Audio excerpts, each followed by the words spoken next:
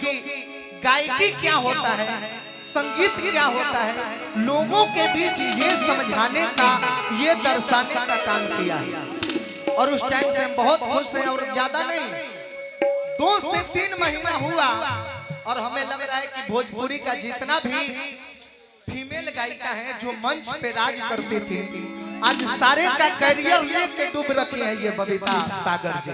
एक जोरदार ताली बजाइए आप सब। गोलुओ राजा से निमन आवाज बा इनकर, गोलुओ से निमन आवाज बा।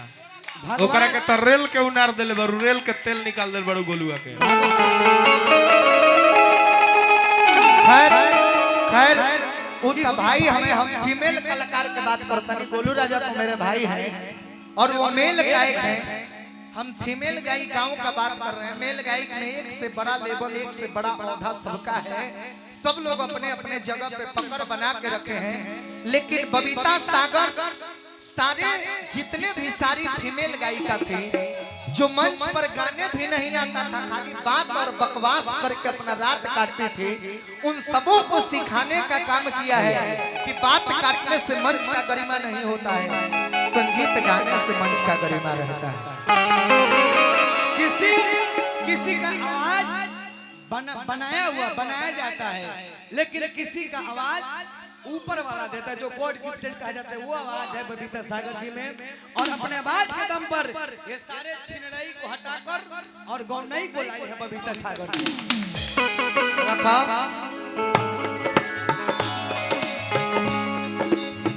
कि जा जा ससुरवा जा, बेवफा होई इजाजत बा,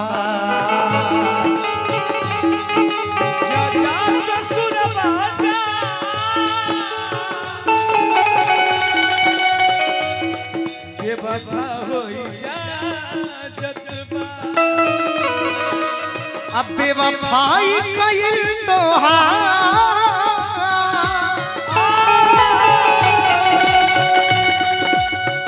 जरिए के आदत बा,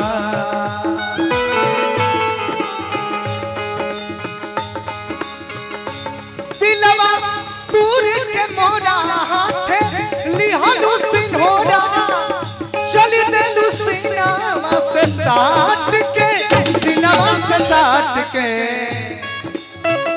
जान गई जान तोहार कि जान गई जान तोहार, करे जवाब काट के,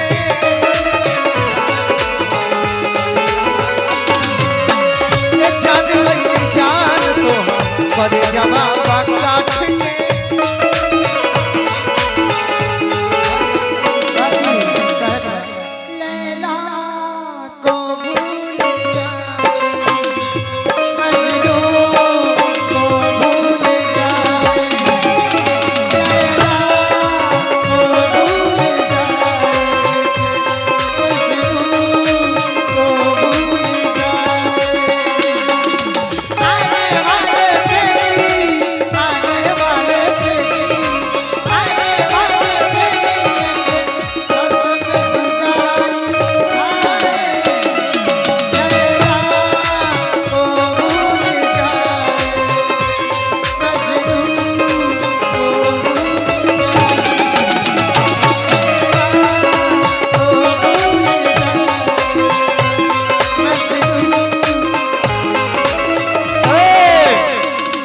देखिए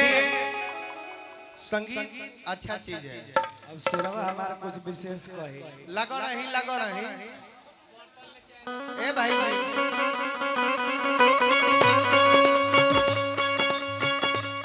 बहुत गंदा महकता मंच पर, जेकर लाइटिंग लागल बा बाहर जाके कॉल हो, मंच मत महकावो, बुझा तो उल्टी हो जाए कबो कबो। ये सच्चाई है।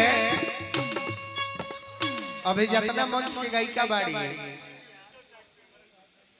कुल यानी से अच्छा गावेली बबीता किन्नर बाड़ी, एमे कोनो दूर आए नहीं है, एकदम सही। एगो मंच के माध्यम में अनुपमा जी के हम स्थान देले और दूसरा बबीता किन्नर जी के, मंच में तीसरा गोलू राजा जी बाड़ो, मेल में देखल जाए तो 1 नंबर पर बाड़ो, फीमेल में अनुपमा जी बाड़ी, बबीता किन्नर जी बाड़ी। अब भगवान ने लोग के बनौले रखो, गायकी के माध्यम से हम अपने कहो अनुपमा के बाद बबीता सागर जी ही बारी,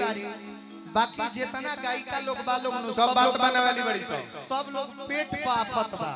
सच ये है। लोग के केहू ये बात में एगो ताली मारा लोग कर दे ई लोग पूरी या भुजिया पे आफत बा लोग। ई लोग गायकी पर नहीं खेलो, ई लोग बस अपन चेहरा सजा के तनी ज्यादा मेकअप मार के। अगर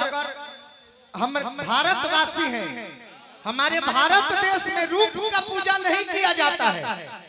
गुण का पूजा किया जाता है। अगर रूप का पूजा होता तो हमारे भगवान गणेश जी, जिनका कोई किसी एंगल का रूप नहीं है, मनुष्य का तन है तो मुंह जो है ये फेस हाथी का है, पेट भी है तो इतना बड़ा है, फिर भी 33 करोड़ देवता में पहले पूजे जाते हैं। 33 करोड़ देवता में पहले गणेश जी का पूजा किया जाता है। तो ये प्रत्यक्ष प्रमाण की जरूरत नहीं पड़ती है, ये प्रत्यक्ष बताता है कि हमारे भारत देश में रूप का नहीं गुण का पूजा किया जाता है, और चित्र का नहीं बल्कि चरित्र का पूजा किया। लेकिन एकरा संगे संगे हो बबीता जी से को बात कहबे भाई बजावा लोग तू लोग कौन गाए। ई ध्यान देवे के बाकी कोई के गावल गीत के नहीं के गावे न तो लोग ये कहीं कतनो निमन गई वो चाहे तू हो चाहे भारत इंडस्ट्री के कोई गायक गायिका तो कोई गवल के तगावती है चाहे गावता। कोशिश करो कि अपन एगो अलग मिजाज अलग अंदाजे बोले के रखे, गलती ना नु तो ही हिंदी गीत गावल जरूरी ना रहो, यही जा मार दो जनरेटर पर गीत संगीत चलता। अब का तुरुआ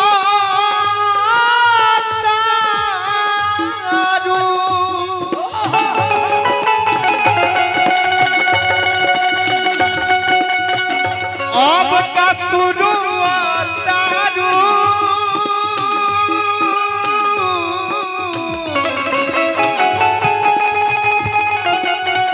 अब का तू रो तारू, अब का तू रो तारू,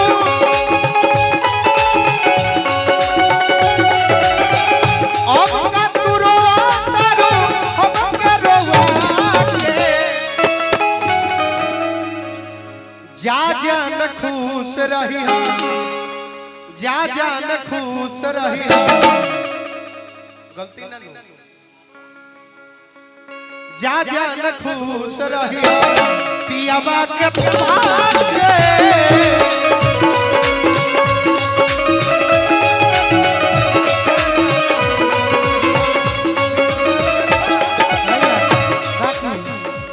परदेसी जी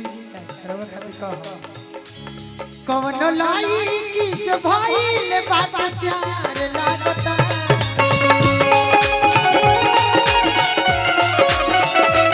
कौन लाई किस भाईल बाट प्यार लागता कि ए मजनुआ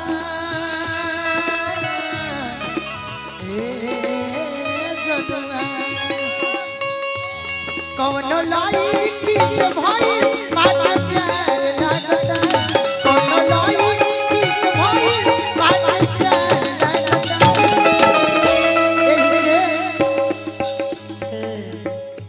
ऐसे चेहरा पर चढ़ल खुमार लगता,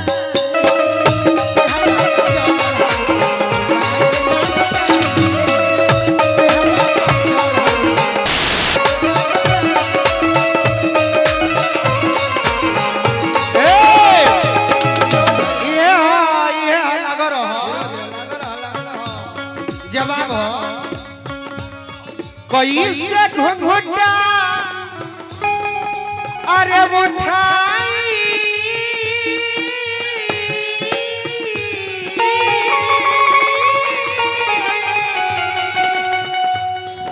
हम आज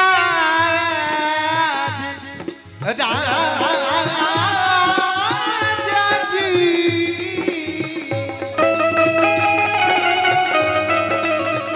तो कैसे घुंघटा उठाई हम आज राजा जी सजिया पे लगे बड़ी साचो सजिया पे लगे बड़ी अरे लाज राजा जी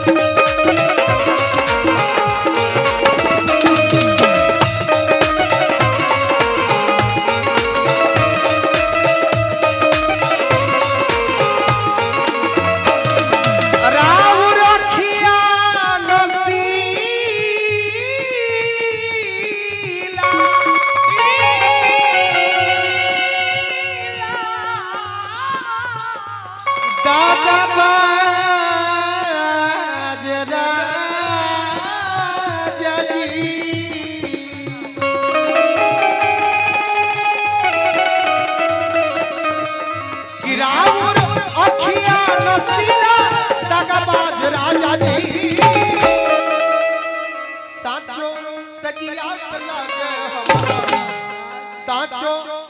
अरे सजिया पे लगे हमारा अरे लाज राजा जी ये तो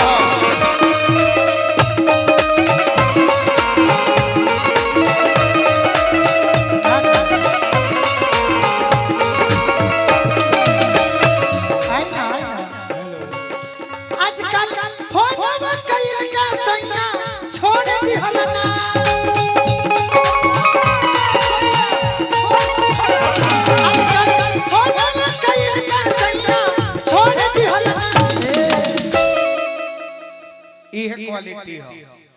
जेकरा गावे ना आवेला उ मंच पर विवाद करेला विवाद अब बवाद संग संग में वादो फेंकेला प्रदमन भाई तो ई गायिका है ई विवादी बात से नहीं के मारल चाह ना ना ई अपने गीत से मारल चाह तेरी मतलब ई है हो रघु गीत से मारी हमू गीत से मारम ई हो गीत से ई हो गीत से मरी हो बात के कोनो जरूरी नहीं है जेकर में मैटर ना रहला उहे विवाद एक मिनट भाई भोजपुरी में विवाद के जरूरी का पड़ी विवाद का अगर जगकर्ता कह देवे अगर गायिका कह देवे कि हमको अपने संगीत से मतलब है तो फिर अगला का पागल है कुत्ता काटा है कि वो तुमको अभद्र बोलेगा अब ई बोला तरी तो हमरा कहां बेमत बा कि हम इनका के बाउर बोल दी जब ई गीत संगीत गावत तरी तो ई गीत में अच्छा चीज बोलत तरी तो अब अगर केहू हमरा बहन के कह देवे केहू हमरा माई के कह देवे तो भाई हम कायर थोड़े हैं कि पीठ देखा के मंच से भाग जाए अगर जब तुम मौत के खोता में हाथ डाल दले बारू तो फिर तैयार हो जा कि तहार कितना के कितना दूध पियोले बा आ के कितना तहरा में परवरिश में खर्चा कइले बा अपन ताकत दिखा दो हम हर चुनौती एक्सेप्ट करे खातिर तैयार बानी लेकिन अगर बात आई गीत संगीत के तो सिर्फ संगीत से मुकाबला होगा जैसे बबीता जी गा रहे हैं केहू गोरी आई तो हमने के तुलसी गंगा जमा की हम लोग के हाथ में माला है माने रोशन भाई गंगाजल ले ले बने कि हम बाउर ना बोलो तू बोलबू तो फिर सोहब ना कहे कि महाभारत ही हमनी के सिखावता ई चीज महाभारत सिखावता कि जब केहू हिंसा देवे पर तैयार ना होके तो जबरदस्ती लड़ के लेवे के भी हिम्मत अपने आप में रहे के चाहिए महाभारत में पांडव दल के 5 गो गांव देवे खातिर तैयार ना रहे कौरव दल तो लास्ट में भइल का कृष्ण जी शांति दूत बन के गइले कहले कि ठीक बा जब बिना लड़ाई के ते कहत रहे कि सुई के नोक भर ना दे तो तैयार रह लड़ाई करे खातिर और आवे वाला दिन में अपना माई गंधारी के कह दिए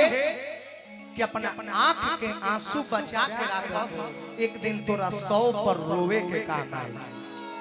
बाकी हम और सब के हमारी जवान औरत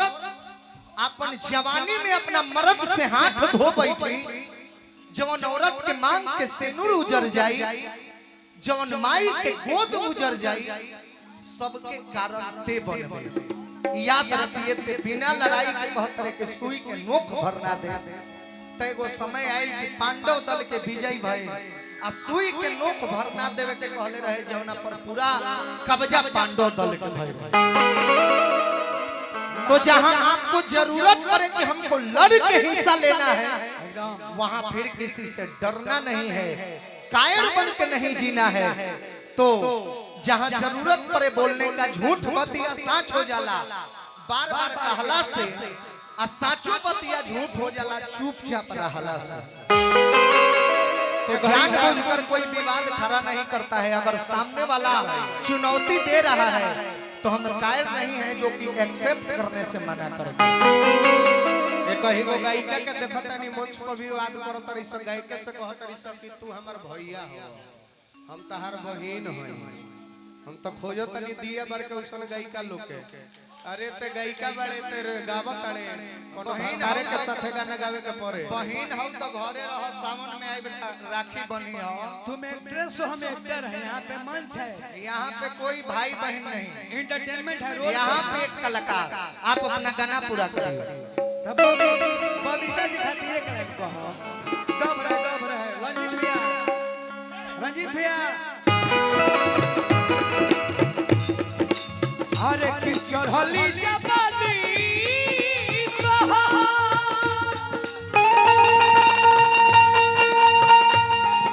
अरे होई कालन बा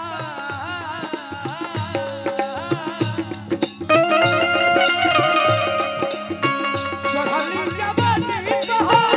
कालन बा। ए बबीता जी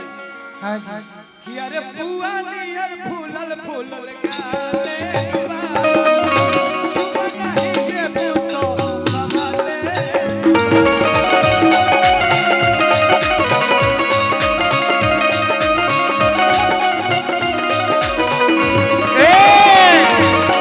अनुरोध जी गाना बहुत पहले गावे वाला गोले रहे कि कहां बाड़ू हो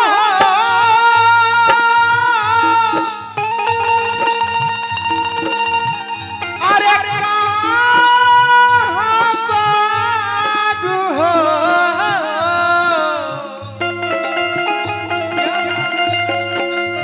आवन करे जबीच सट ले दो चुमल के आधा गाल काट ले दो।